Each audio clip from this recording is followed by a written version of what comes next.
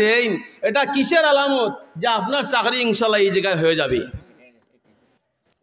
আল্লাহ রাব্বুল আলামিন বলেন, ও আমার গোলাম শুনো, ওয়াকুর রাব্বিরহামহুমা কামা রাব্বায়ানি সগীরা।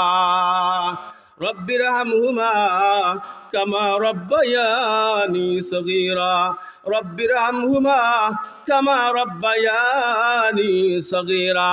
আল্লাহ জানাইন, ও আমার গোলাম, ও আমার বান্দি, তোমার মা দুনিয়ার জমিন থেকে বিদায় নিছেন গি, তোমার বাপ দুনিয়ার জমিন থেকে বিদায় নিছেন গি, তুমি কিভাবে আমার দরবারে দোয়া করবে আমি আল্লাহ শিখাইয়া দেই। ও আমার গোলাম, আমি আল্লাহ শিখাই, তুমি এইভাবে দোয়া করো, রব্বিরহামহুমা কামা রাব্বায়ানি সগীরা। আয় আল্লাহ, তুমি আমার মার উপর দয়া করো, আমার বাবার উপর দয়া করো, যেরকম ভাবে আমার মা এবং আমার বাবা আমার ছোটবেলায় আমাকে মায়া করেছিলেন। আল্লাহ শিখাইয়া দেরা।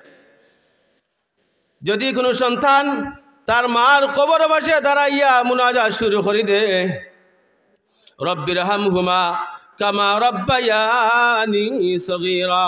আয় আল্লাহ, দুনিয়ার জমিনও আমার মা বড় কষ্ট করে আমার লালন পালন করছেন। আল্লাহ, আমার মা বড় কষ্ট করে আমাকে বড় করছেন, বড় কষ্ট করে আমাকে দিন শিখাইছেন। আল্লাহ, এত কষ্ট আমি মারে দিছি, অনেক দিন মার আরামের ঘুমরে আমি নষ্ট করে দিয়া দিছি। মা খানিতে ছিলেন, খানা খাওয়া অবস্থায় মার কুলের মধ্যে আমি প্রস্রাব পায়খানা করে দিছি। আল্লাহ, আমার মা কোনোদিন বিরক্ত হইছেন না, মাঝে মধ্যে আমি পায়খানা করিয়া পেশাব করিয়া আমার সারা শরীর, আমার জামা কাপড় আমি নোংরা করে ফেলেছি। আল্লাহ, মানুষ দেখলে আমাকে দূরে সরে যাইত, ঘৃণা করিয়া আমাকে দূরে সরে যাইত, কিন্তু আমার গর্ভধারিণী মা আমাকে না ঘৃণা না করিয়া, আমাকে মোহব্বত দিয়া, ভালোবাসা দিয়া, আমাকে টান দি করে উঠাইয়া, আমার কাপড় খুলিয়া আমাকে পরিষ্কার করিয়া, আমার আম্মা আমাকে দুধ পান করাইয়া আরামের বিছানার ব্যবস্থা করিয়া দিয়া দিছেন।